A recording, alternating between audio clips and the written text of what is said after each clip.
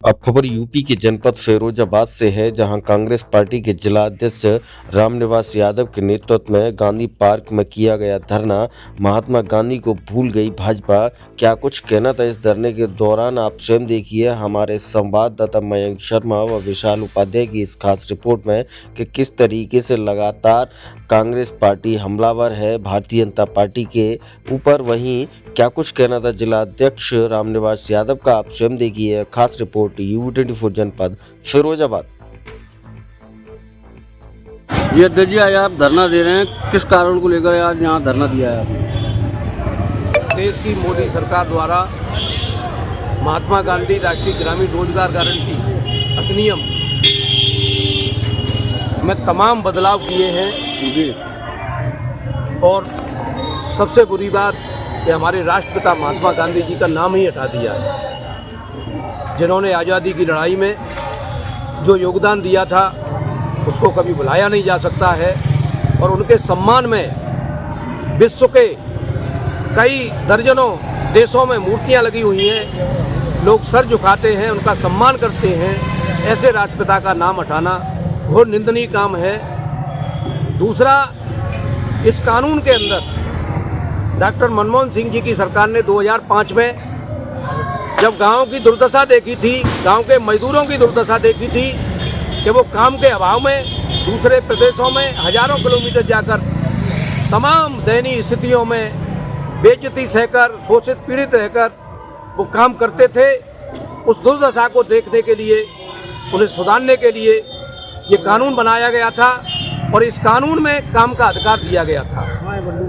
100 दिन के काम की गारंटी थी, क्योंकि उस समय की मनमोहन सिंह जी की सरकार चाहती थी कि गांव का कोई भी व्यक्ति भूख से न मरे, कोई भी परिवार, और अपने बच्चों की शिक्षा करा सके, क्योंकि गांधी जी का ग्राम स्वराज का सपना था। गांधी जी का सपना था कि ग्राम स्वराज, और स्वराज का मतलब ये था कि समाज में खड़ा हुआ अंतिम व्यक्ति संपन्न हो। तो गांव के गरीबों को संपन्न बनाने के लिए कानून बनाया गया था। आज इस कानून से आदरणीय राष्ट्रपिता महात्मा गांधी जी का नाम हटाया गया है, और नाम हटाने के साथ साथ जो काम की गारंटी थी 100 दिन की, वो गारंटी को भी हटा दिया है। अब काम की कोई गारंटी नहीं रहेगी। जब गारंटी थी काम की 100 दिन की, तब तो ये भारत सरकार पिछले 11 सालों में मात्र 45-46 दिन एवरेज काम दे पाई है, और काम का भुगतान अभी तक नहीं हुआ है, जो भुगतान 100% केंद्र सरकार करती थी। और आज इन्होंने कर दिया कि 40% प्रदेश सरकारें भुगतान करेंगी। कोई भी प्रदेश सरकार, मैं समझता हूँ, इस स्थिति में नहीं है कि वो 40% भुगतान कर पाए। और दूसरी बात, अब तक जो स्कीमें बनती थी, जो कार्य योजना बनती थी कि गांव में क्या काम होगा, वो ग्राम पंचायतें बनाती थी। उस कार्य योजना को अब ग्राम पंचायतें न बनाकर ये भारत सरकार बनाएगी। भारत सरकार को क्या पता है कि राजा के ताल में कौन सा काम होना है, कहाँ तालाब खोदना है, कौन सा चक्रोड़ पन्ना है, कहाँ पर क्या काम होना है मिट्टी का, ये भारत सरकार में बैठे लोगों को क्या पता है। लेकिन कुल मिलाकर ये है कि पिछले 20 सालों में इस कानून के तहत तमाम गांव के मजदूर संपन्न हुए, सशक्त हुए, महिलाएं सशक्त हुई, और उन्होंने सशक्त होकर अपने बच्चों को पढ़ाया लिखाया, अच्छे ओहदों पर पहुंचाया। ये वर्तमान की मोदी सरकार नहीं चाहती है कि गांव का व्यक्ति मजबूत हो, क्योंकि मजबूत होगा, शिक्षित होगा तो उनसे सवाल करेगा। और ये नहीं चाहते कि कोई भी देशवासी हमसे सवाल करे। हम जो कह रहे हैं उसकी सुनो, हमारे मन की सुनो, आपके मन में क्या है, आपकी पीड़ा क्या है, आपकी समस्या क्या है, आपका दर्द क्या है, इससे इनको कोई लेना देना नहीं है।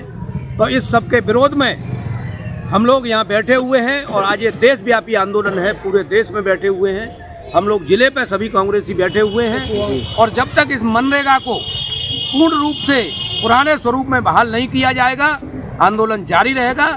आज ये सांकेतिक उपवास का कार्यक्रम है, और कल से लेकर 12 जनवरी से लेकर 29 जनवरी तक ग्राम पंचायतों में हमारा जनसंपर्क अभियान चलेगा। प्रत्येक जिले की पंचायत में जाएंगे, वहाँ के प्रधानों, पूर्व प्रधानों, रोजगार सेवकों और मनरेगा के श्रमिकों को जाकर बताएंगे, उन्हें जागरूक करेंगे कि आपके हकों पर डाका डाला जा रहा है, आपके काम के अधिकार को लूटा जा रहा है। क्योंकि जब काम का अधिकार है तब तो आप काम नहीं दे पा रहे हैं, अधिकार आपने खत्म कर दिया तो आप काम देंगे ही नहीं। तो इस सब के विरोध में हम लोग बैठे हुए हैं, और ये कानून भारत सरकार जब तक वापस नहीं ले लेती, मनरेगा को पुराने स्वरूप में लागू नहीं कर देती, तब तक हम लोग आंदोलन जारी रखेंगे।